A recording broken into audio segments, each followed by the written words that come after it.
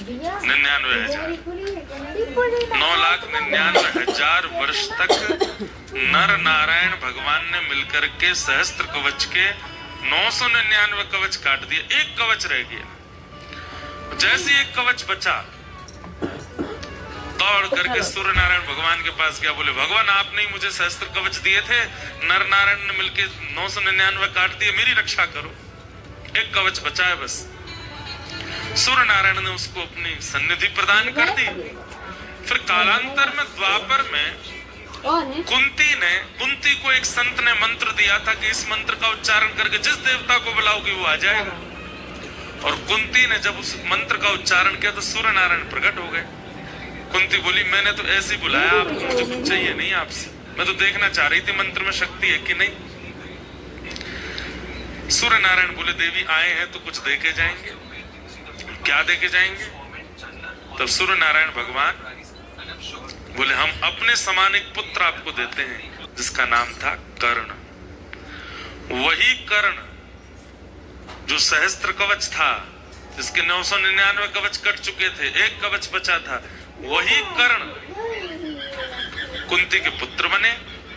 और उसके बाद कृष्ण और अर्जुन, नर नारायण ही कृष्ण अर्जुन के रूप में प्रकट हुए। जहां पर नारायण श्री कृष्ण बने हैं और अर्जुन नर ही अर्जुन बन के आए हैं। इन्होंने फिर कर्ण के साथ में युद्ध किया, लेकिन अब वही है कि कवच 1000 वर्ष से पहले तो कटेगा नहीं, और युद्ध करना है, महाभारत का युद्ध होना, तो क्या करें? और मृत्यु नरनारायण की आती तब फिर इंद्र को माध्यम बनाया और इंद्र ने आकर के भरी बीच युद्ध मैदान में ब्राह्मण का रूप धारण किया और दानवीर कर्ण से कहा कि मुझे दान दो। सारथी मना कर रहा है कर्ण को कि युद्ध मैदान के बीच में कोई दान नहीं होगा, लेकिन कर्ण कह रहे हैं मैं अपना नियम नहीं तोड़ूंगा, ये जो मांगेंगे सो दूंगा। बोले मांगिए विप्रवर क्या चाहिए, अभी मैं युद्ध के बीच में हूँ, मुझ पे बहुत समय नहीं है, जल्दी मांगिए क्या चाहिए? बोले आपके कवच और कुंडल चाहिए। कर्ण समझ गए अब मेरी मृत्यु है, और उसी समय अपने कवच कुंडल विप्र को दे दिए, और सहस्त्र कवच का इतने युगों बाद जाकर के फिर संहार हुआ। तो वही नर नारायण यहाँ पर विराजमान है। इधर सुबह उठते ही सबसे पहले क्या करना है आप लोगों को? सूर्य नारायण भगवान को प्रणाम करो। उसके बाद ये पर्वत साक्षात नारायण भगवान है, इनको प्रणाम करो। ये पर्वत साक्षात नर हैं, इनको प्रणाम करो। इन दोनों को वंदन करो, नर नारायण। अच्छा एक बात, मंदिर में अभी कितने लोग दर्शन कर आए? हाथ ऊपर करिए। सभी कर आए लगभग? आप बता सकते हैं हमें कौन कौन है मंदिर में? पता ही नहीं होगी, चलो हम बताते हैं। एक तो बद्र विशाल भगवान का दर्शन ऐसा है कि बाहर आते ही व्यक्ति भूल जाता है क्या देखा, मुकुट ही मुकुट याद रहता है बस। मध्य में जो विराजमान है स्वर्ण मुकुट के बिल्कुल मध्य में, वहां पर तपस्वी वेश में भगवान नारायण विराजमान है, तप कर रहे हैं। और तप भी कैसे कर रहे हैं? एक कूले पर बैठे, इतना भयानक तप कर रहे हैं ठाकुर जी, ऐसे बैठे। कभी सुबह की अगर आप मंगला के दर्शन करना चाहो तो कुछ 4-5 हजार की टिकट है। सुबह सुबह के अभिषेक का दर्शन होता है, उसमें सर्वांगीण अंग दिखता है, शालिग्राम मूर्ति भगवान नारायण। ठीक उनके बगल में आप देखेंगे तो स्वर्ण मुख के रूप में साक्षात श्री कुबेर विराजमान है, क्योंकि उन्हीं का लोक है। यहाँ के लोग तो ऐसा भी कहते हैं कि पर्वत अंदर से खोखले हैं, इनके अंदर ही कुबेर लोक है। रात में ज्यादा घूमना नहीं, यक्षिणियां घूमती रहती हैं, पकड़ के ले जाती हैं, ऐसा बोलते हैं। तो उनके ठीक बगल में आपको दिखेंगे श्री कुबेर जी महाराज। कुबेर जी के इधर की तरफ आप थोड़ा सा आएंगे तो वहां आपको दिखेंगे श्री नारद जी महाराज। 6 महीने यहाँ पर दक्षिण भारत के श्री रावल जी सेवा करते हैं, और फिर जब तपाट बंद हो जाते हैं उसके बाद यहाँ श्री नारद जी मुख्य पुजारी हैं इस मंदिर के, इसलिए नारद जी विराजमान है। इधर की तरफ जब आप आओगे तो आगे की ओर गरुण जी विराजमान हैं, और पीछे हमारे भक्तों के अग्रगण्य श्री उद्धव जी महाराज, और हम ब्रजवासियों के अति प्रिय उद्धव जी महाराज बैठे हैं। ठीक बिल्कुल, और इधर की तरफ देखेंगे तो दो मूर्ति आपको दिखाई देंगी, वही नर नारायण भगवान है। ये समस्त दर्शन आपको वहां पर होगा। मैं आज सुबह अनुमान लगा रहा था जब दर्शन करने के लिए गया, चारों युगों का दर्शन होता है एक ही मंदिर में, और वो है बद्रीनाथ। देखना कैसे नारायण भगवान जो यहाँ विराजमान है उस सतयुग में विराजमान है, तो सतयुग का दर्शन। नर नारायण जो विराजमान है त्रेता से विराजमान, इसलिए त्रेता का दर्शन। द्वापर में श्री उद्धव जी महाराज यहाँ पर आए, तो इसलिए उद्धव जी को जब देखते हैं द्वापर का दर्शन। और कलिकाल में यहाँ पर नित्य श्री नारद जी आते हैं, या फिर इसमें ऐसा कह लीजिए कि भगवान के स्वधाम गमन के बाद कलयुग प्रारंभ हो गया। तो जब उद्धव जी यहाँ आए तब कलयुग के प्रथम दिन चल रहे थे, तो उद्धव जी का दर्शन कलयुग का दर्शन है और नारद जी का दर्शन द्वापर का दर्शन है। तो सतयुग, त्रेता, द्वापर, कलयुग। सतयुग कौन? बद्री विशाल भगवान। त्रेता कौन? नर नारायण भगवान। द्वापर कौन? नारद जी महाराज। और कलयुग कौन? श्री उद्धव जी महाराज। तो चारों युगों का दर्शन होता। अब आप पूछेंगे इनका दर्शन का फल क्या मिलेगा? जैसे कहते हैं कि पड़ा त्रेता में जन्म लेना पड़ा, हम लोगों को लगता है कि तब जन्म लेना भी सार्थक होता है, पर नहीं, जन्म कभी भी लेना सार्थक नहीं। चारों युगों का यहाँ दर्शन करने से चारों युगों के जन्म जाल से मुक्ति है। अब आपका जन्म तभी होगा जब ठाकुर जी चाहेंगे, और ठाकुर जी कब चाहते हैं? जब ठाकुर जी स्वयं अवतार लेते हैं। भगवान कृष्ण बनकर के आ रहे हैं तो आप में से किसी को चुनेंगे, अरे सुनो तुम हमारी मैया बन के आना, तुम हमारे भैया बन के आना, तुम हमारी गैया बन के आना। तुम क्या बनो? तुम हमारे वस्त्र बन के आना, तुम हमारी वंशी बन के आना, तुम मुकुट बन के आना, तुम गोपी बन के आना, तुम सखा बन के आना।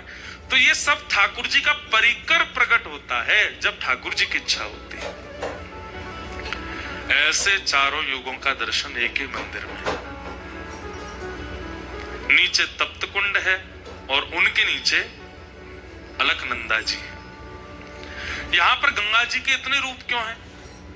अलकनंदा जी, रुद्रप्रयाग में जब आप दर्शन करोगे तो वहां मंदाकिनी जी, देवप्रयाग में दर्शन करोगे तो भगीरथी जी। ये अलग अलग रूप क्यों?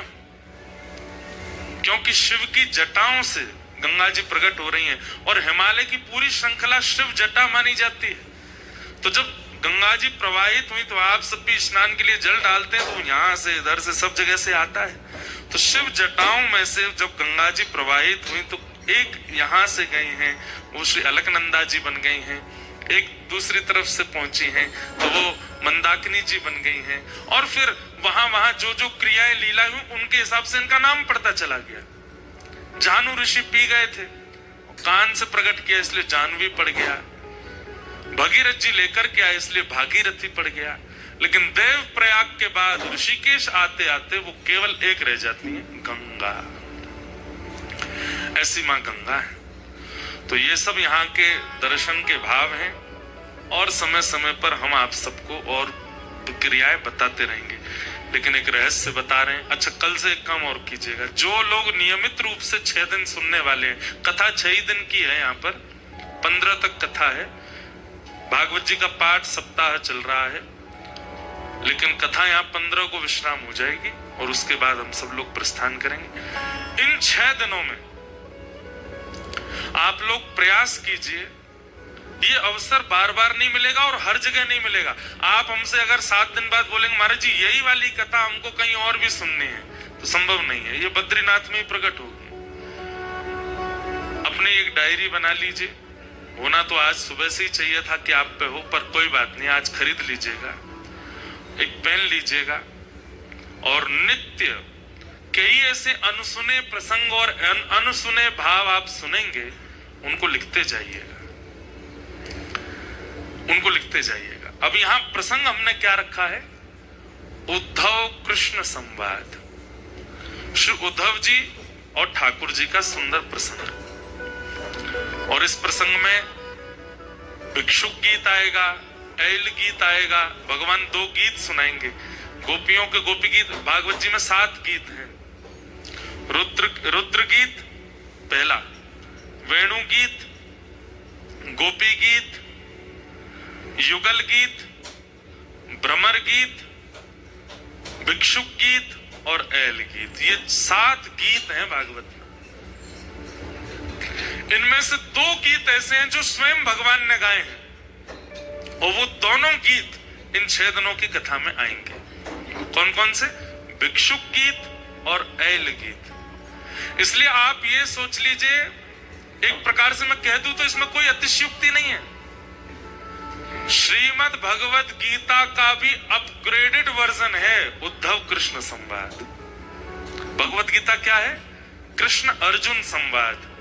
और अभी जो आप सुनने वाले हैं, इसको कई लोग उद्धव गीता भी कहते हैं। श्रीमद् भागवत का एकादश स्कंद, 11वां स्कंद। तो ये जो लोग गीता पढ़ते हैं और जो लोग गीता समझ चुके हैं, अब क्या करें? अब उद्धव कृष्ण संवाद सुनो। जो वहां नहीं कहा ठाकुर जी ने, वो यहां कहा है। और मैं कई जगह आपको उद्धव के प्रश्न और ठाकुर जी के उत्तरों में बताऊंगा कि अर्जुन भी यही प्रश्न करता है, पर वहां ठाकुर जी क्या उत्तर देते हैं और यहां ठाकुर जी क्या उत्तर दे रहे हैं। इसलिए इस विषय को इतना ध्यान से सुनिएगा। मेरा तो अभी सोच के अभी मुझे भूमिका बनानी पड़ेगी, नहीं तो मेरा तो मन है कि प्रथम प्रश्न पर जाऊं और सीधा प्रारंभ करूं, पर मुझे पूरी भूमिका आपको सुनानी है। इसलिए इस विषय को आप बहुत ध्यान से सुनिएगा। अत्यंत मार्मिक और अत्यंत गूढ़ विषय है। और हम आपको एक बात स्पष्ट बोल दें, आप लोग तो यहाँ बैठे हो, पर मूल रूप से स्वयं बद्रीविशाल भगवान और श्री उद्धव जी महाराज कथा में आके इसको सुनेंगे, क्योंकि उन दोनों का ही ये रस स्वरूप है। बहुत सुंदर भाव है। तो हम लोग वो सब श्रवण करेंगे, उस विषय में हम आगे बढ़ेंगे। कुछ पॉइंट्स में लिख करके लाया हूं, जिससे मुझे आज की भूमिका को प्रकट करना है। सबसे पहली बात,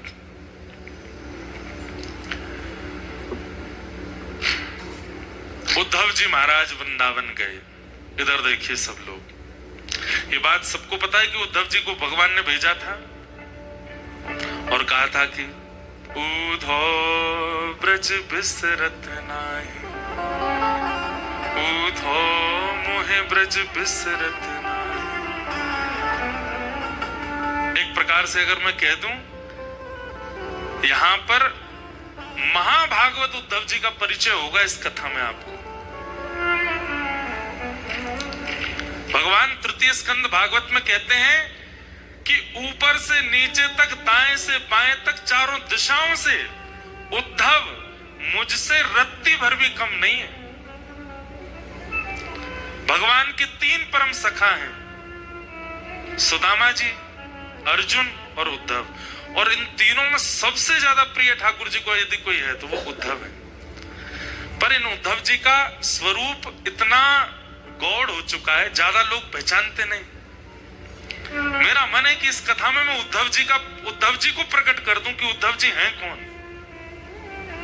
हमारे ब्रज वाले जानते हैं कि उद्धव जी कौन है, क्योंकि ब्रजवासियों के शिष्य हैं उद्धव, राधा रानी के शिष्य हैं उद्धव। सबसे पहला प्रश्न जो मेरे चित्त में आया, भगवान ने यदुवंशियों को शापित कराने के बाद जब अपनी लीला पूरी करने का मन बनाया, तो उद्धव को बचा लिया। इधर देखिएगा, उद्धव को बचा लिया। कथा में 2-3 बार ये सुना चुका हूं पहले, पर नहीं सुनी हो तो सुन लो। जब यदुवंशियों को शाप लगा तो यदुवंशी सारे गए भगवान के पास और भगवान से जाकर के बोले कि हमारे कुल को शाप लगा है नाथ, अब हम क्या करें। तो भगवान ने समस्त यदुवंशियों को उपदेश देते हुए कहा, सोमनाथ जाओ। अच्छा, ये भी एक कड़ी है। हमारे पाठक परिवार ने 12 ज्योतिर्लिंग में कथा कराने का संकल्प लिया था, और जिसकी पहली कथा सोमनाथ में हुई। उसके बाद गत वर्ष रामेश्वरम में हुई दिसंबर में। इस बार मन था कहां करें, केदारनाथ में तो व्यवस्थाएं इतनी व्यवस्थित हो नहीं पाती, तो केदारनाथ जी के भाव से बद्रीनाथ में हो रही है।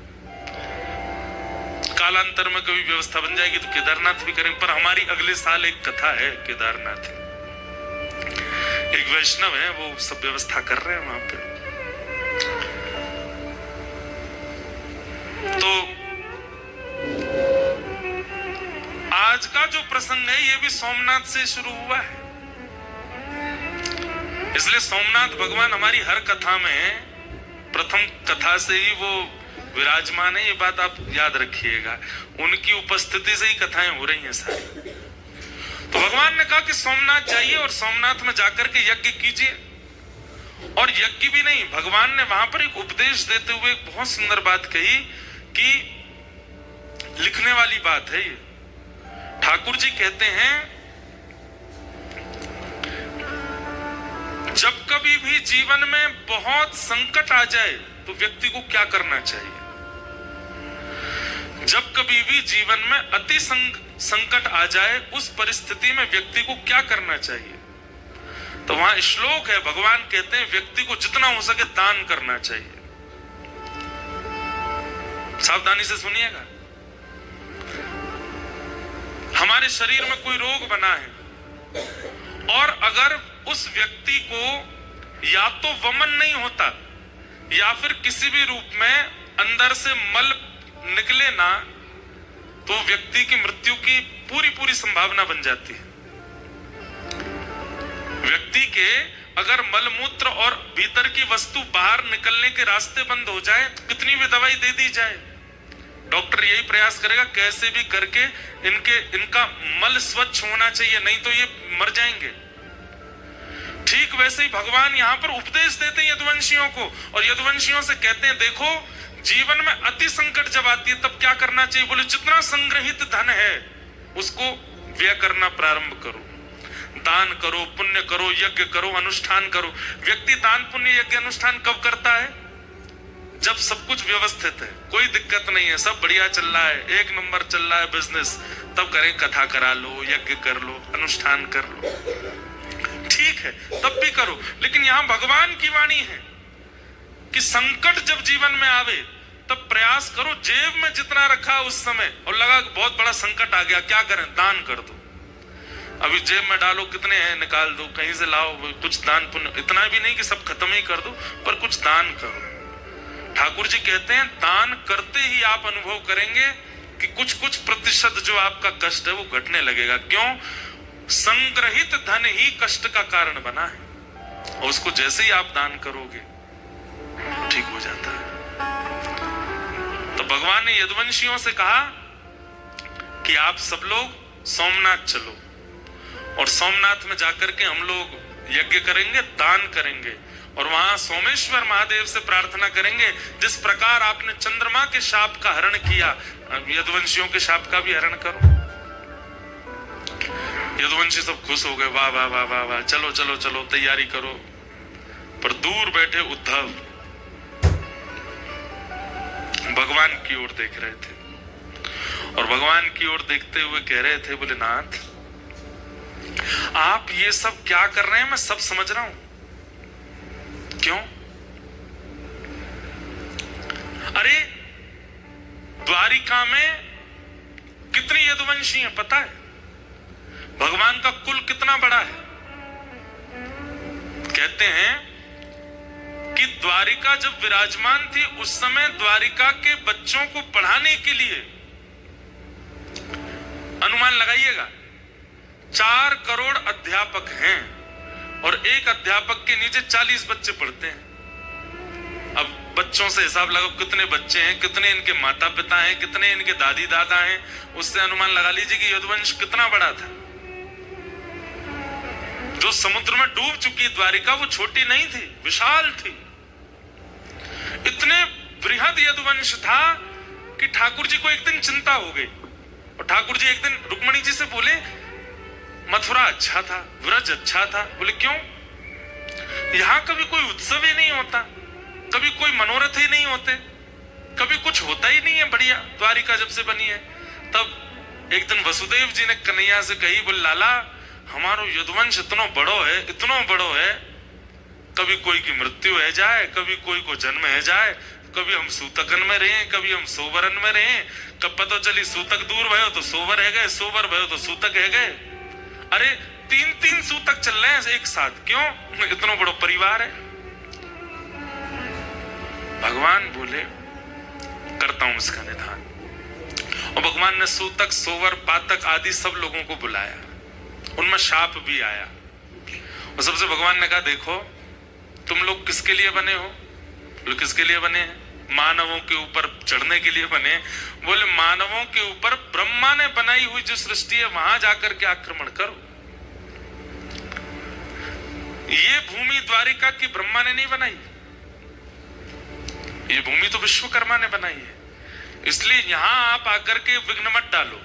और उस दिन से द्वारिका में नियम बन गया, किसी की भी मृत्यु होती है, किसी का भी जन्म होता है तो मृत्यु जिस घर में होती है उन लोगों को सेवा दी जाती है कि भाई तुम लोग 13 दिन का अपना सब क्रम करो, बाकी पूरे नगर में सूतक नहीं लगता और बालक के जन्म होने पर सोवर नहीं लगता।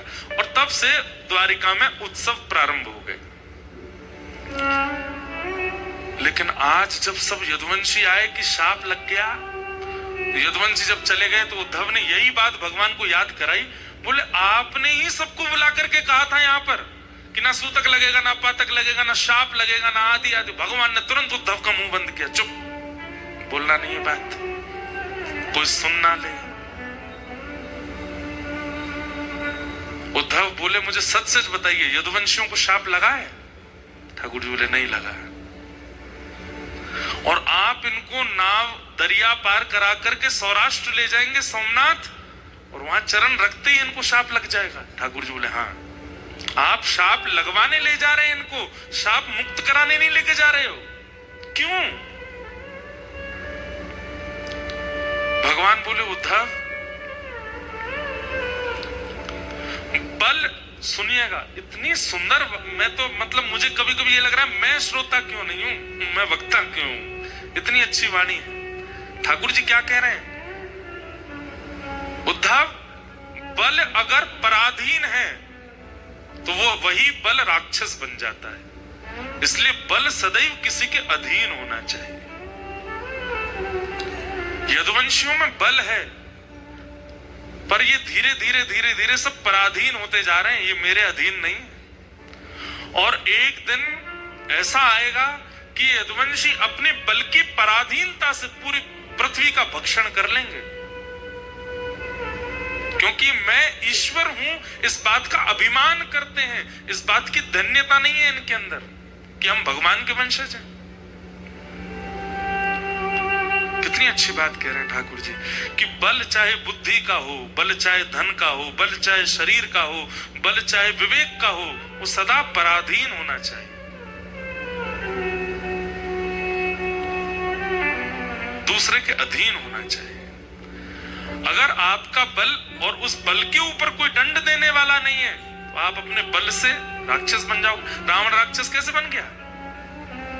बल को नियंत्रित करने वाला ऊपर कोई है नहीं। हिरण्यकश्यप राक्षस कैसे बन गया? कंस राक्षस कैसे बन गया? क्योंकि उस बल को अंकुश लगाने वाला कोई नहीं है ऊपर। और मानव भी, हम आप सब भी राक्षस क्यों बन जाते हैं? जब हम अपने बल का, हमको कोई अंकुश नहीं होता, उस बल के ऊपर कोई पराधीनता नहीं होती।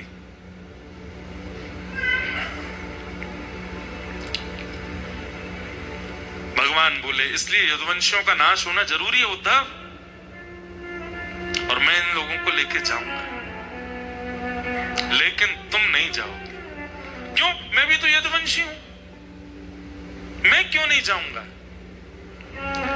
तो भगवान बोले उद्धव कोई तो एक रहना चाहिए ना जो मेरी भक्ति का, मेरे भाव का, मेरे ज्ञान का, मेरे धर्म का आगे तक प्रचार कर सके। और फिर इसी विषय को ठाकुर जी यहां उद्धव के चित्त में विरक्ति आवे, भक्ति आवे, त्याग आवे। और वो कैसे आएगा? उद्धव यहां प्रश्न करता जा रहा है और ठाकुर जी उसको उत्तर देते जा रहे हैं। वही उद्धव कृष्ण संवाद है। अब हम चलते हैं, ये मध्य का भाग छोड़ दिया मैंने, जो उद्धव कृष्ण संवाद है। भूमिका प्रारंभ की बता दी कि उद्धव कृष्ण संवाद प्रारंभ कहां से होता है, कि उद्धव चरणों में बैठा है और चरणों में बैठ करके कह रहा है कि आप मुझे छोड़ करके क्यों जा रहे हैं, मुझे भी शाप क्यों नहीं लगवा रहे हैं, मेरा पूरा परिवार है, मैं भी यदुवंशी हूं, आप मेरे भाई हैं, ये सब मेरे चाचा ताऊ सब मेरे हैं, मुझे भी अपने साथ ले जाइए, मुझे अकेला क्यों छोड़ के जा रहे हैं। इसी ज्ञान का उपदेश देने के लिए ठाकुर जी अब यहाँ उद्धव गीता सुनाएंगे और उद्धव धीरे धीरे प्रश्न करेंगे और ठाकुर जी उनको बताएंगे। अब चलते हैं इसके अंत में क्या होगा। जैसे उद्धव का ज्ञान पक्ष पूर्ण हो जाएगा, भगवान उद्धव को आज्ञा करते हैं, क्या उद्धव अब मेरे जाति द्वारिका डूब जाएगी, तुम कहां जाओगे।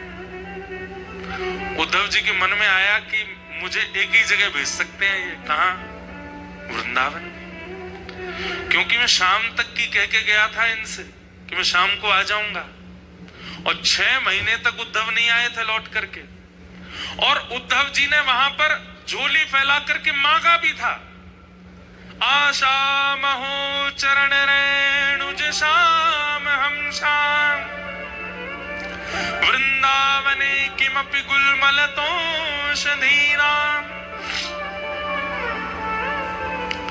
उद्धव जी के मन में आ चुका है कि ये मुझे व्रज जाने को कहेंगे,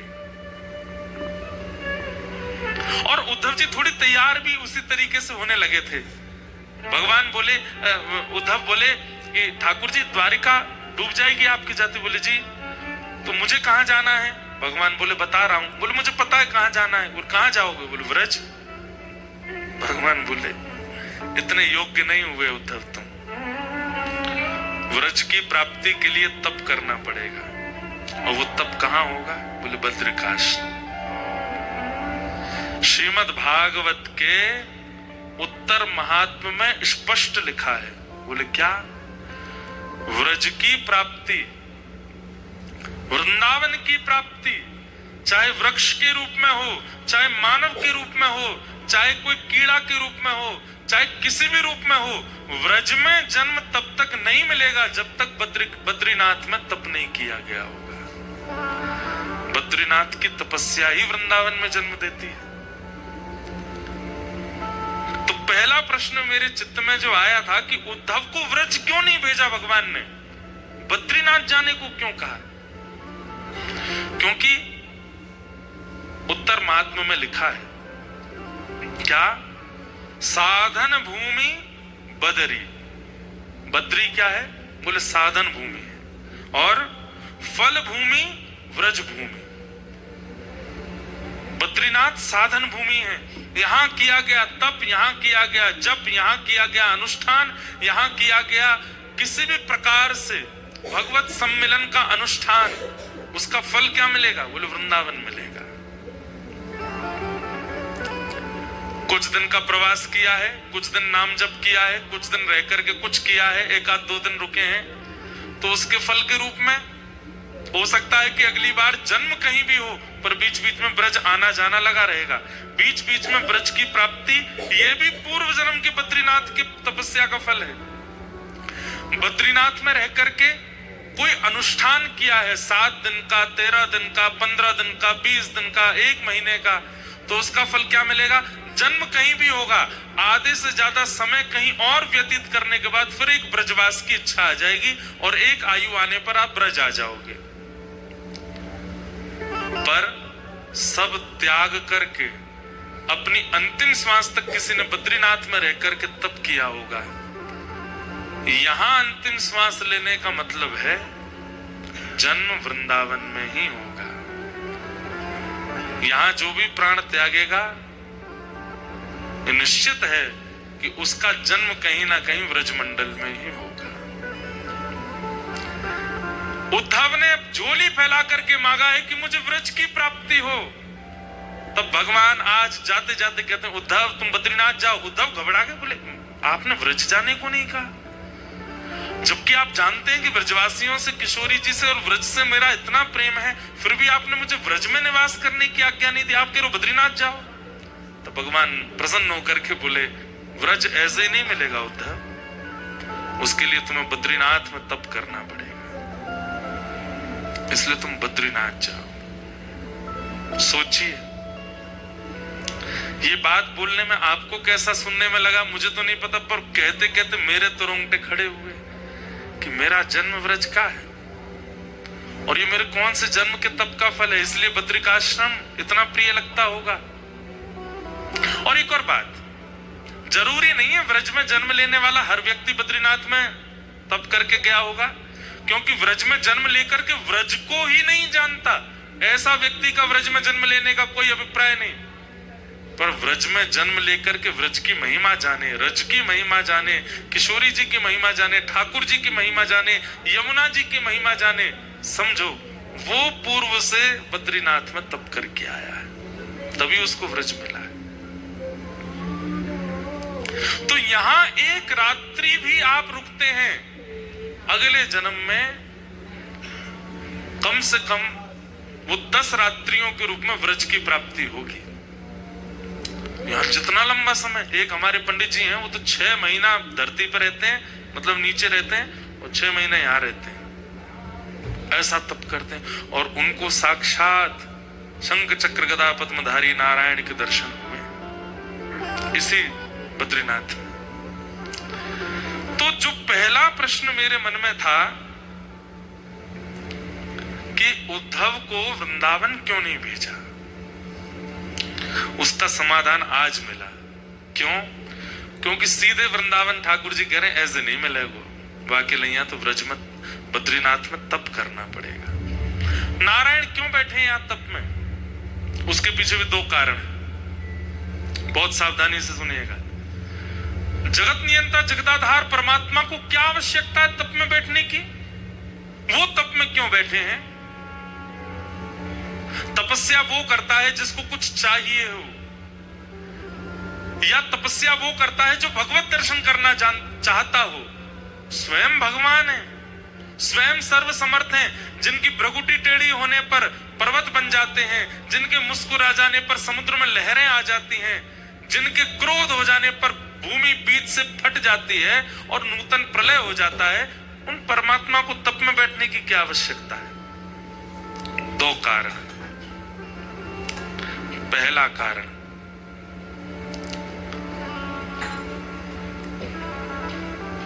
कर्म की पत्नी का नाम है तपस्या। क्या? कर्म की पत्नी का नाम क्या है? तपस्या। और कर्म और तपस्या के घर जन्म लेता है फल। कौन जन्म लेता है? फल। आपके और मेरे जीवन में ये तीनों नहीं है, केवल 2 हैं। कौन? कर्म और फल। तपस्या कहां है? और बिना तपस्या के फल का जन्म होगा नहीं। चाहे आप सतयुग में देख लीजिए, चाहे आप त्रेता में देख लीजिए, चाहे आप द्वापर में देख लीजिए, चाहे वो सामान्य मानव हो, ऋषि हो, राक्षस हो, सबको तप करना पड़ता है। हम क्यों नहीं करते? क्योंकि हम सबके नाम से तपस्या बद्रीनाथ भगवान कर रहे हैं। हमें केवल कर्म कर, कर्मण्येवाधिकारस्ते मा फलेषु कदाचन, भगवान गीता में कहते हैं तुम केवल कर्म करो, फल देने की क्षमता मेरी है, फल मैं दूंगा। क्यों? क्योंकि कर्म की पत्नी तपस्या भगवान के पास है। प्राचीन काल में, अन्य युगों में बिना तपस्या किए कर्म का फल नहीं मिलता था, लेकिन कलिकाल में व्यक्ति कर्म करता और उसको फल की प्राप्ति हो जाती है। कैसे? क्योंकि बद्री विशाल भगवान यहां तप कर रहे हैं प्रत्येक मानव के लिए, चाहे वो भारत का है, चाहे वो विदेश का है, पृथ्वी पर जन्मा है तो जन्म लेते ही उसके नाम का संकल्प लेकर के बद्री विशाल भगवान बैठते हैं। तू बस कर्म किए जा, फल की चिंता मत कर, फल मैं दूंगा। क्यों? तपस्या से फल का जन्म होता है और वो तुम्हें भेजता रहूंगा। इसलिए मैं प्रार्थना करके कहता हूं, हर जीवात्मा को प्रयास करे कि वो हर साल बद्रीनाथ जरूर आवे और बद्री विशाल भगवान से प्रार्थना करके कहे, नाथ कर्म मैं करता हूं, तपस्या आप करते हैं, फल मुझे मिलता है। आज तक मुझे जो भी मिला और भविष्य में जो भी मिलेगा सब आपकी कृपा है। सब देने के लिए मुझे धन्यवाद। तो धन्यवाद ज्ञापन करने के लिए एक बार जरूर बद्रीनाथ आना चाहिए। तो पहला कारण, भगवान बद्री विशाल यहां तप क्यों कर रहे हैं? ताकि हमें फल मिल सके। इसलिए जब बद्री विशाल भगवान का दर्शन करो तो दो विधियां हैं। पहली विधि, अपना गोत्र बोल करके प्रणाम कीजिए। आपका नाम गोत्र क्या है? इंद्रेश उपाध्याय भारद्वाज गोत्र उत्पन्नो हो कह करके प्रणाम करो। और यदि आपकी दीक्षा किसी परंपरा में हो चुकी है तो अपने अष्टाचार्यों का, अष्टाचार्य नहीं तो 4 आचार्यों का, 4 नहीं तो कम से कम अपने पूर्व के 2 आचार्यों का। और यदि आचार्यों के नाम ही याद नहीं है तो लक्ष्मीनाथ समारंभाम नाथयामुन मध्यमाम अस्मदाचार्य पर्यंताम वंदे गुरु परंपराम। अपने गुरु का नाम लेकर के प्रणाम करो। तो क्या होता है, ठाकुर जी तप में बैठे हैं, जैसे ही आप जाकर के कहते हैं कि इंद्रेश उपाध्याय भारद्वाज गोत्र उत्पन्न करता हूं, आपको प्रणाम करता हूं, श्री कृष्णचंद्र गुरुदेव की ओर से आपको प्रणाम करता हूं, श्री ग्रंथ ध्वजाचार्य गुरुदेव की ओर से आपको प्रणाम करता हूं, श्री रामानुजाचार्य गुरुदेव की ओर से आपको प्रणाम करता हूं, श्री नाथ मुनि स्वामी जी की ओर से आपको प्रणाम करता हूं, यामुनाचार्य जी की ओर से आपको प्रणाम करता हूं, सटकोप स्वामी जी की ओर से आपको प्रणाम करता हूं। तो तप में बैठे हुए भगवान जैसे ही आचार्यों का नाम और आपका नाम गोत्र जैसे ही सुनते हैं, एक क्षण के लिए बद्री विशाल भगवान के नेत्र खुल जाते हैं। क्यों? क्योंकि आपका गोत्र वो जानते हैं। क्यों? आपके लिए तप कर रहे हैं। जैसे ही आप अपना नाम गोत्र बोलते हैं, वे तुरंत नेत्र खोलते हैं, फिर बंद कर, मतलब एक क्षण के लिए कृपा दृष्टि कर देते हैं। तो बद्री विशाल भगवान तप में क्यों बैठे हैं? ताकि हमको हमारे कर्म का फल मिल सके। दूसरा, व्रज में ठाकुर जी का प्रादुर्भाव होता है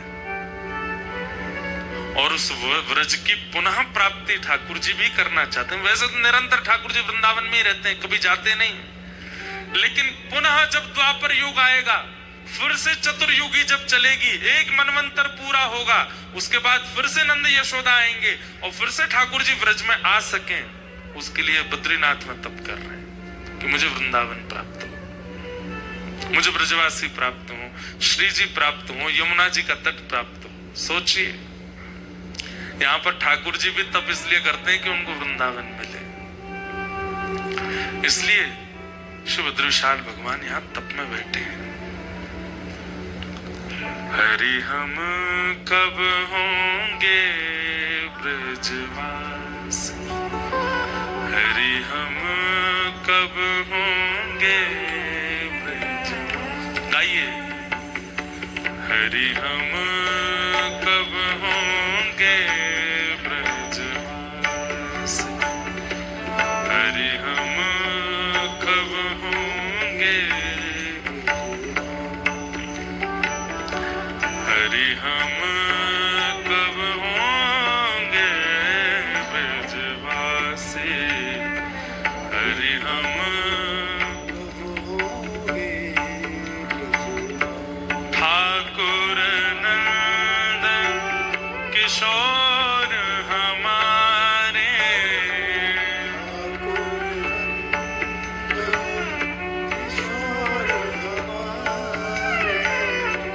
ठाकुर नंदन किशोर हमारे, ठाकुर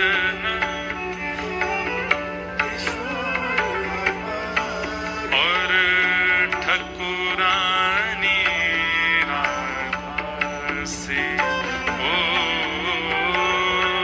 ठकुरानी।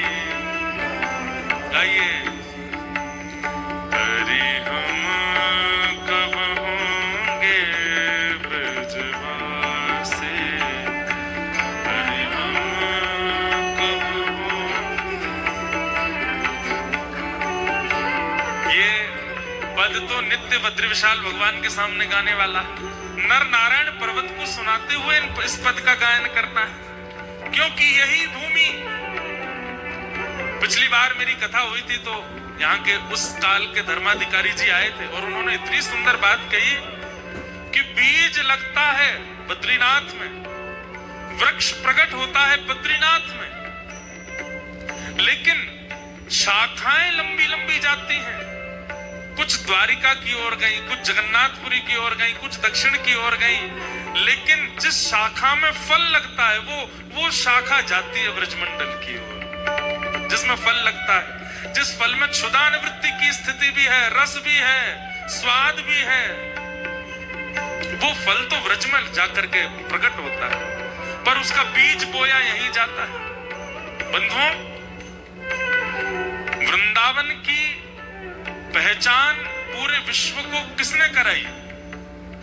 श्रीमद् भागवत। वो भागवत कहां प्रकट हुई? बीज यहीं बोया गया था, लेकिन वो विशाल वृक्ष प्रकट होकर के डाल पहुंची कहां? वृंदावन में। भागवत के सबसे ज्यादा वक्ता कहां है? भागवत के सबसे ज्यादा वक्ता वृंदावन में, भागवत कथा सबसे ज्यादा वृंदावन में।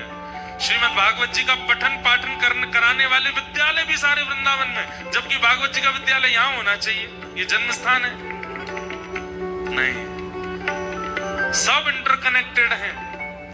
बद्रीनाथ का एक ही फल है कि वृंदावन की प्राप्ति होती है। इसलिए ये पद तो बद्रीविशाल भगवान के सामने गाना है। हरि हम कब होंगे ब्रजवासी, हरि हम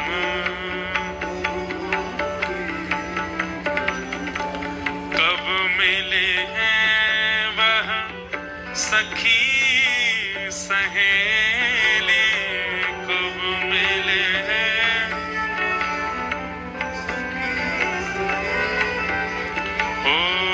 कब मिले हैं वह सखी सहेली, कब मिले हैं ओ हरिवंशी हरिदास, हरि हम कब होंगे ब्रजवासी, हरि हम कब होंगे, हाँ हरि हम। बलभद्र विशाल भगवान की।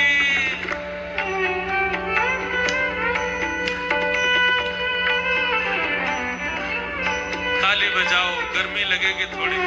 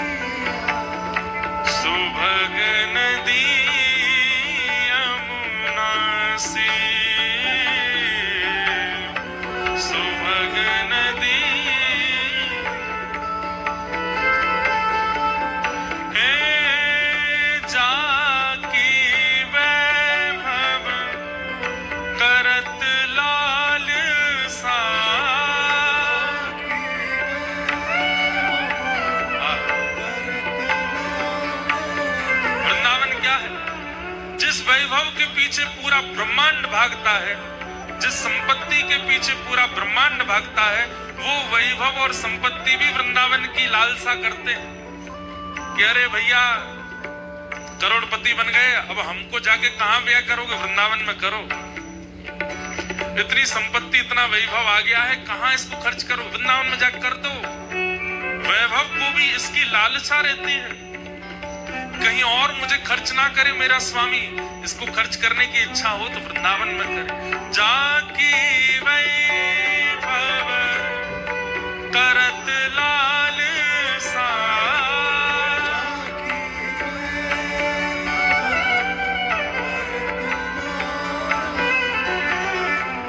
करमीत कमला से, करमीत कमला से, कब होंगे ब्रजवास, हरि हम कब होंगे ब्रजवास,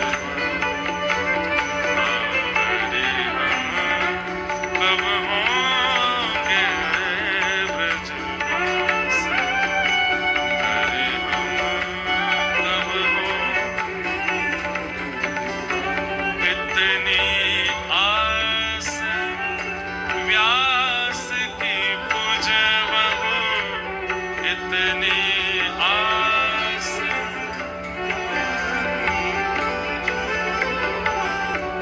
इतनी आस व्यास की पुजवहु, इतनी आस श्री वृंदा विपिन विलासे, श्री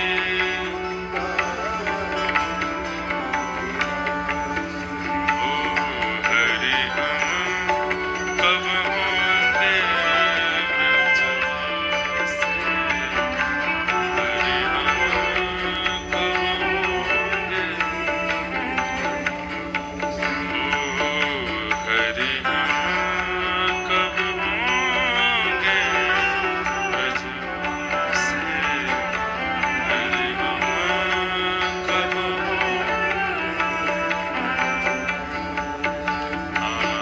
हरि हम कब होंगे ब्रजवास, हरि हम कब होंगे।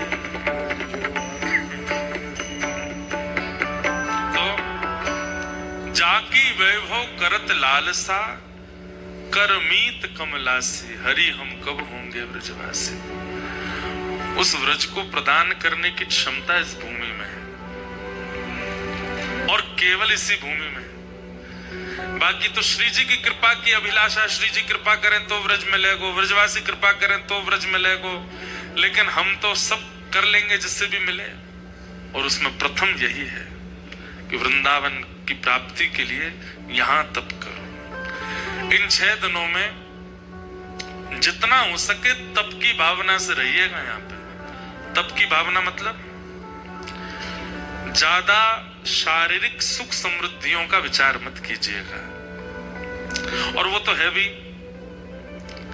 यहाँ पर व्यक्ति कितनी भी सुख समृद्धि ले, फिर भी थोड़ा तो तप उससे हो ही जाएगा, कुछ नहीं तो नहाने तो जाएगा, तभी तप हो जाएगा। सोने के लिए व्यक्ति जैसे लेटता है, कम से कम 20 मिनट तो उसको बिस्तर ही गर्म करने में लगते हैं, और इतने में ही जो पानी पिया था वो तैयार हो जाता है। 20 मिनट बाद होते, अरे यार अब चलो,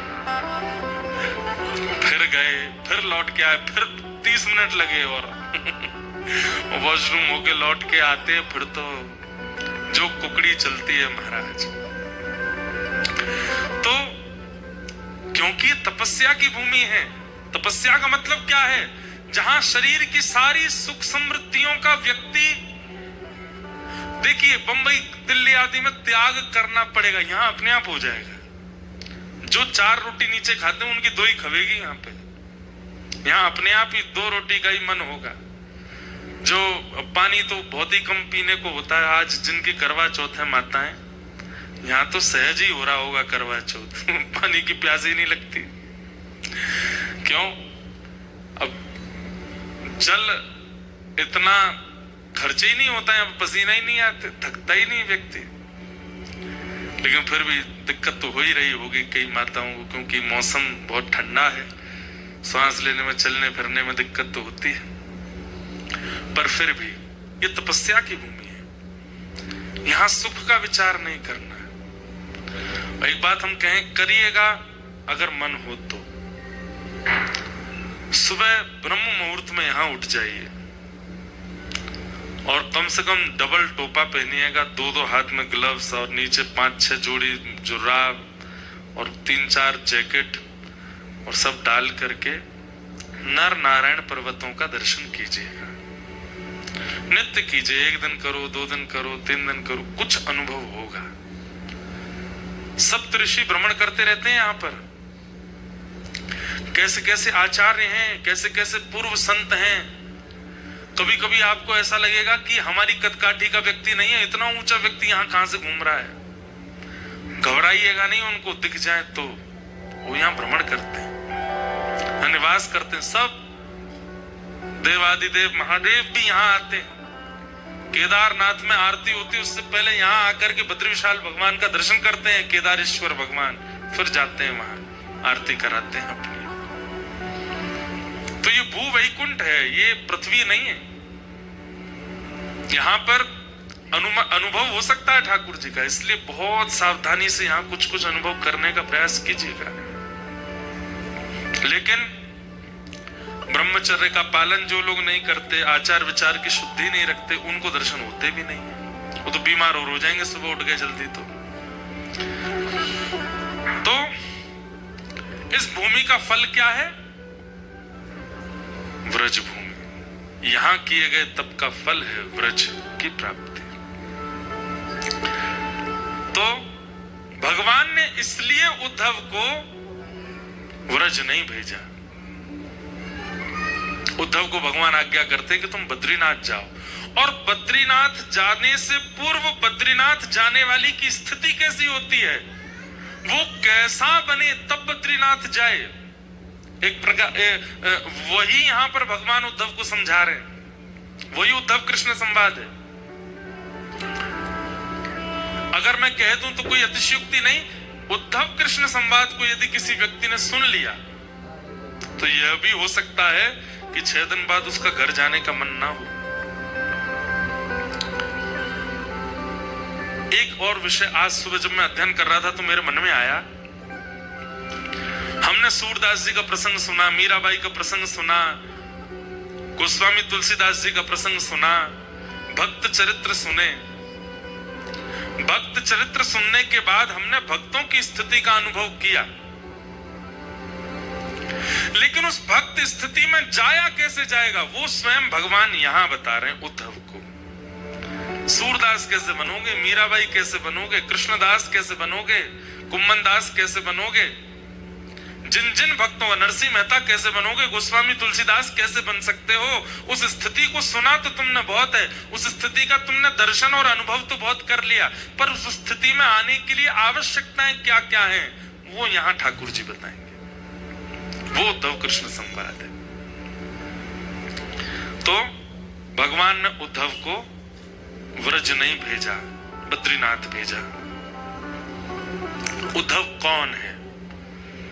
उद्धव का प्रथम परिचय, वृष्णीनां प्रवरो मंत्री कृष्णस्य दयितस्सखा शिष्यो बृहस्पतिर साक्षात् उद्धवो बुद्धिसत्तमः। वृष्णीनाम प्रवरो मंत्री, यदुवंशियों के प्रबल मंत्री हैं श्री उद्धव जी महाराज। कृष्णस्य दयित सखा, एक तो ये यदुवंशी भी हैं और भगवान के दयित सखा। दयित सखा मतलब प्राण प्रिय सखा हैं उद्धव। शिष्यो बृहस्पतिर साक्षात, बृहस्पति के शिष्य हैं। साक्षात विद्या, चलती फिरती विद्या, बृहस्पति उनके ये शिष्य हैं।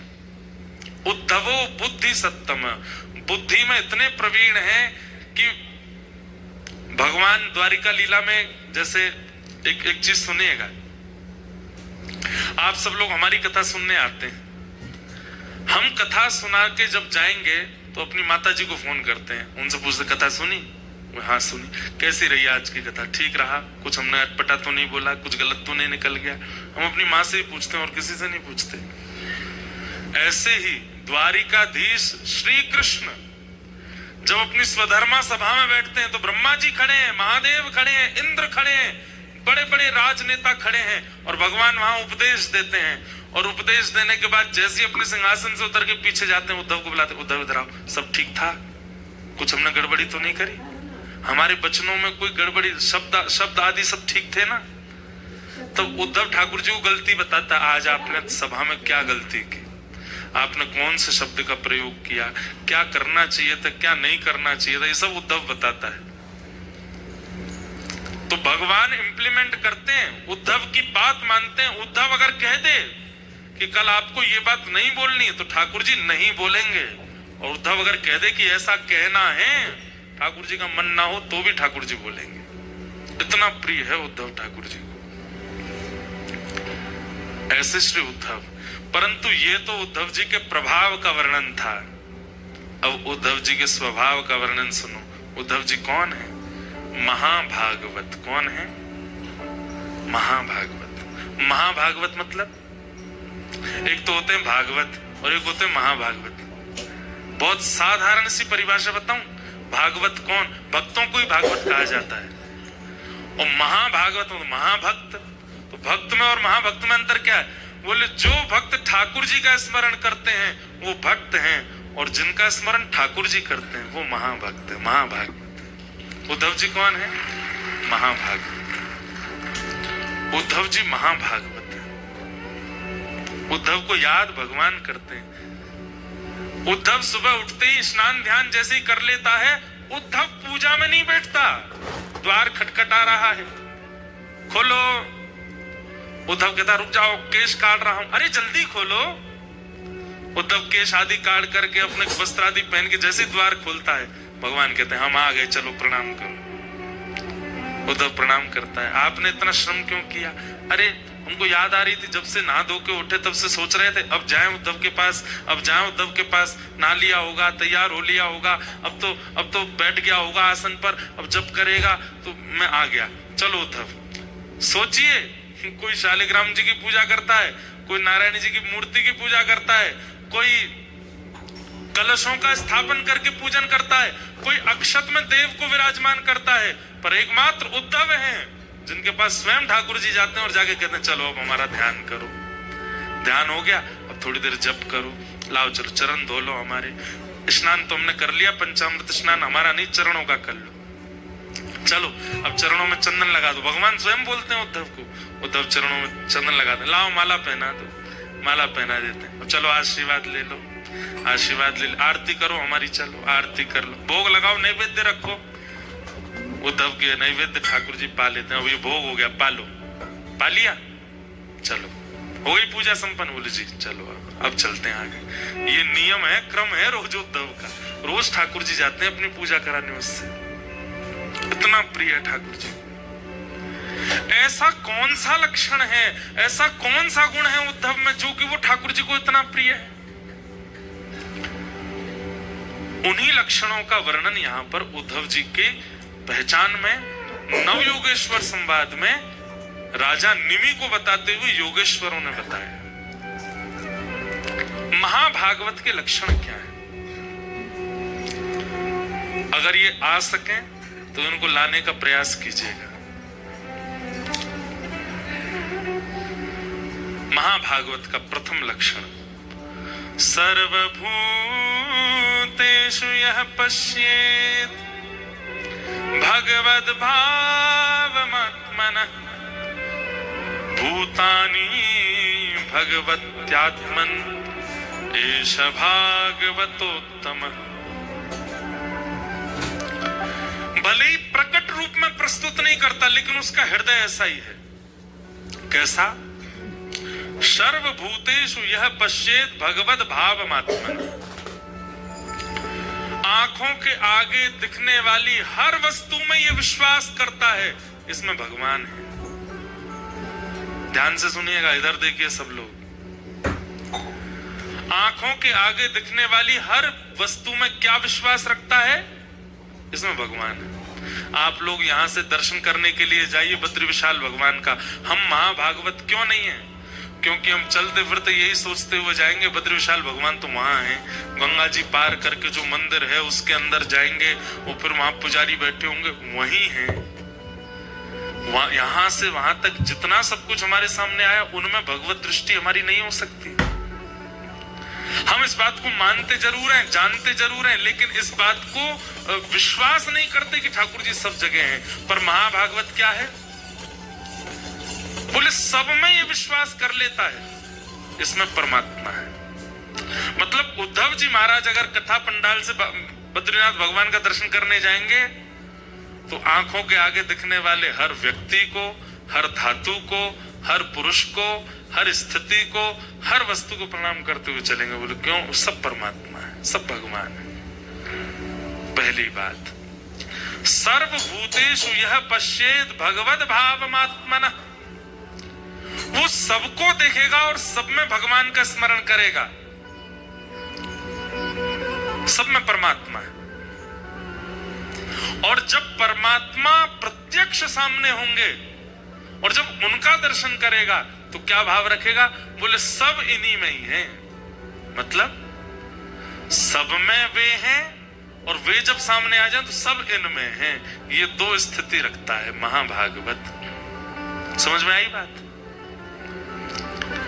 बद्री विशाल भगवान को दर्शन से पहले जो दिख गया सब में परमात्मा, और जब बद्री विशाल भगवान दिखे तो क्या? सब इनमें। ये दो स्थिति जिसकी है उसको क्या कहते हैं? महाभागवत। ये दो लक्षण। और कैसा होता है महाभागवत? महाभागवत और कैसा होता है? न काम कर्म बीजाना यस्य चेतसि संभव वासुदेवैकनिलय स वै भागवतोत्तम।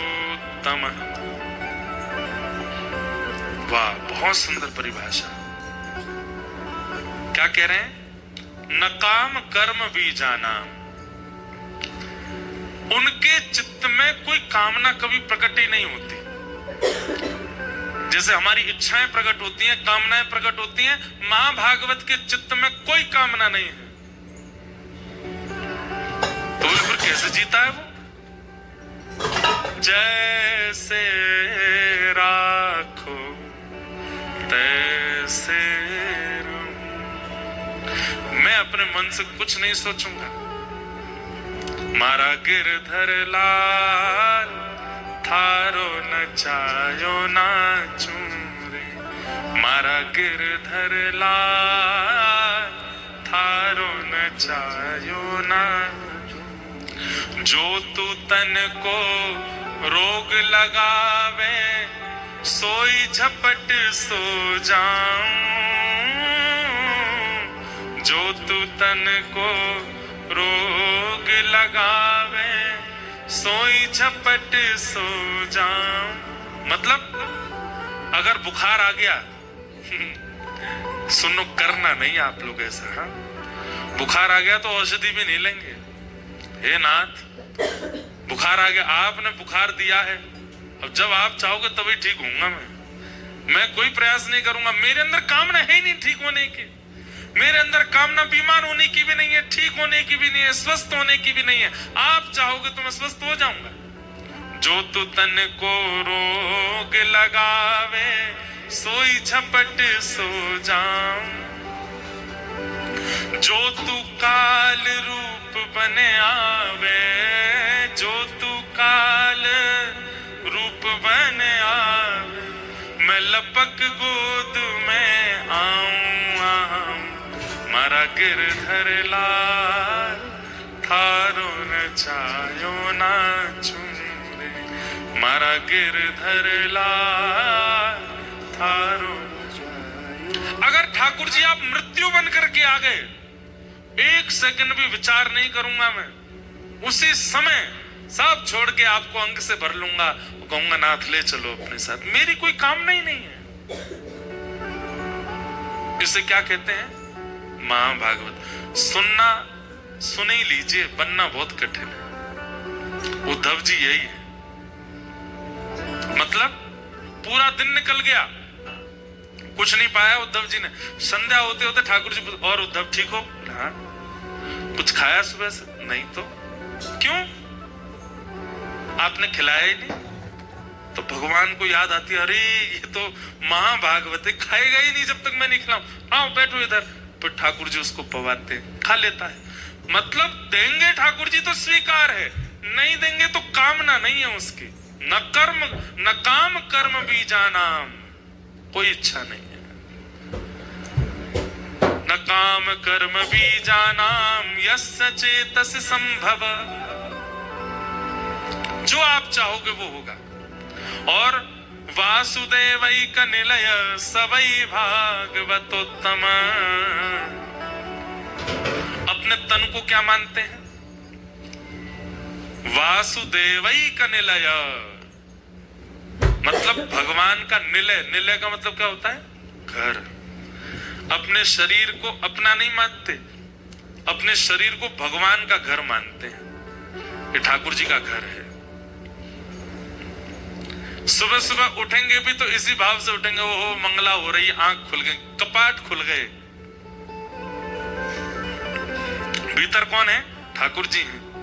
उनकी शुद्धता पवित्रता, उनकी सेवा मुझको करनी है, तो हाथों से वही क्रिया कर रहे हैं जिससे भीतर के ठाकुर जी की सेवा हो, चरणों से वही क्रिया कर रहे हैं जिससे भीतर के ठाकुर जी की सेवा हो, नेत्रों से वही देख रहे हैं जिससे भीतर के ठाकुर जी को सुख मिले, मुख से वही ग्रहण कर रहे हैं जिससे भीतर के ठाकुर जी को सुख मिले। और कुछ भी ऐसी क्रिया नहीं जिसमें अपने सुख का विचार। मतलब अब बद्री विशाल भगवान है, आपको अगर निज सेवा मिल जाए तो आप तो सुख, ठाकुर जी को सुख मिले उसके लिए क्या कर दूं? घी का दिया जलाओ, ठाकुर जी को सोने का छत्र चढ़ाओ, ठाकुर जी को ऐसी पोशाक लगाओ, ठाकुर जी को ऐसा भोग लगाओ, उनके सुख का विचार करके आप सारी सेवा करोगे।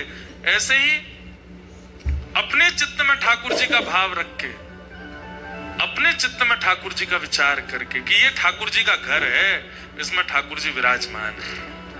एक बहुत साल पहले एक पद बनाया था, बहुत कम गाया कथाओं में। तन तो मंदिर है, मन है वृंदावन, तन तो मंदिर है, मन है वृंदावन। ये तन क्या है? बोले तन तो मंदिर है, और इस तन में जो मन है वो मन वृंदावन है। तन तो मंदिर है, मन है वृंदावन, मन के वृंदावन में बसे हैं श्री राधा रमन। मन के वृंदावन में बसे हैं श्री राधा। वासना को छोड़ तू भक्ति पथ पे चल, वासना को छोड़ तू भक्ति पथ पे चल। वासना में क्यों फंसे आरती सजल, वासना मिटे नहीं, आत्मा मरे नहीं, तन का हो निधन। मन के वृंदावन में बसेंगे श्री राधा रमन। तन तो मंदिर है, मन है वृंदावन, मन के वृंदावन में बस